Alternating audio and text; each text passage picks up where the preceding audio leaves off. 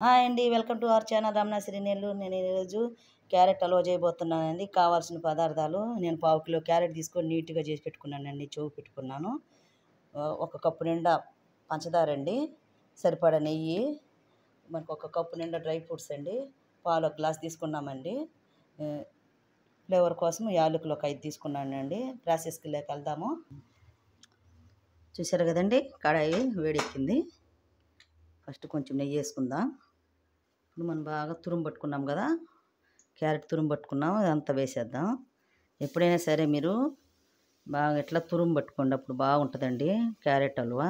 Mixie పట్టకండి, mixie పడితే మంచి taste రాదు. తర్వాత ఒక్కలుగా ఉంటుంది, ఇలా ఉండదు. ఇదనుకో బాగా నీళ్ళు వేయించుతాం కదా, చాలా బాగుంటుందండి. సన్న మంట మీద బాగా దోరగా ఇలా వేయించుకోవాలండి. నెయ్యిలో పచ్చివాసన పోయేదాకా వేయించుదాము. మంట సిమ్లో పెట్టేసి అనాలండి, లేకపోతే అడుగు అంటుకుంటుంది. కొంచెం నెయ్యి కూడా వేసేద్దాం. నెయ్యిలో బాగా ఉడకాలి కదండి, నెయ్యిలో బాగా ఇలా మగ్గిపోద్దండి. ఒక 5 మినిట్స్ మూత పెట్టేద్దాం.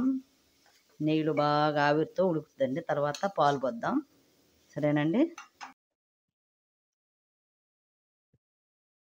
చూసారు కదండి, ఇలా ఒక 5 నిమిషాలు మనము నెయ్యితో బాగా ఇలా ఉడకనిచ్చేయాలి. క్యారెట్ అంతా పచ్చి వాసన పోద్ది. చూసారు కదా, మొత్తం కలర్ చేంజ్ అయింది. నెక్స్ట్ పాలు పోసేద్దాం.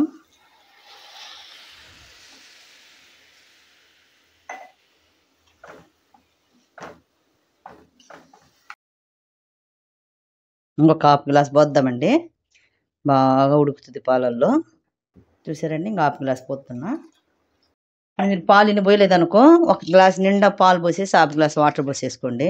మొత్తం ఇలా ఒకేసారి పోసేసి క్యాప్ పెట్టేయాలండి. ఇంకా పాలతోనే బాగా ఉడికిపోద్ది. ఉడికిపోయినాక మనం అప్పుడు మిగతా ప్రాసెస్లోకి వెళ్దాం. ఇప్పుడు మంట ఎక్కువ పెట్టకూడదు, తక్కువ పెట్టకూడదు, మిడిల్లో పెట్టేస్తే బాగా ఉడుకుద్దండి. గ్యాస్ మిడిల్లో పెట్టేద్దాం. చూసారా, నార్మల్ ఫ్లేమ్లో పెట్టేస్తే మొత్తం బాగా ఉడికిపోద్దండి. పాలన్నీ ఉడికిపోవాలి. నెక్స్ట్ మనం మిగతా ప్రాసెస్లోకి వెళ్దాము. చూసారు కదండి, ఎలా ఉడకబట్టింది చూడండి. 50% కుక్ అయిపోయిందండి. చూసారు కదా, మనము ఇలా మూత పెట్టామనుకో ఉడికిపోద్దండి. అదే మీరు తొందరగా ఇద్దని కుక్కర్లో పెట్టారనుకో టేస్ట్ పెద్దగా ఉండదండి, సప్పగా ఉంటుంది. ఇలా కడాయిలోనే ఉడకబెట్టుకోండి. కానీ మీకు మందపాటి మామూలు కడాయి ఉన్నా ఇలా ఉడకబెట్టుకోండి, బాగుంటుందండి అడుగంటుకోకుండా. కొంచెం సాల్ట్ అండి. చూసారు కదా, కప్పు పడిందండి. మనము యాలకుల పొడి వేసేద్దాం.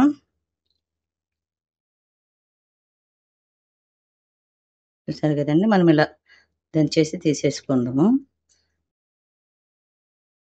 మళ్ళీ క్యాప్ పెట్టేద్దామండి. ఇంకా మిగతా 50% కుక్ అయిపోద్ది. కుక్ అయిపోయి మనకు పైకి ఆయిల్ అంతా పైకి వచ్చిద్దండి, అప్పుడు రెడీ అయిపోయినట్టు.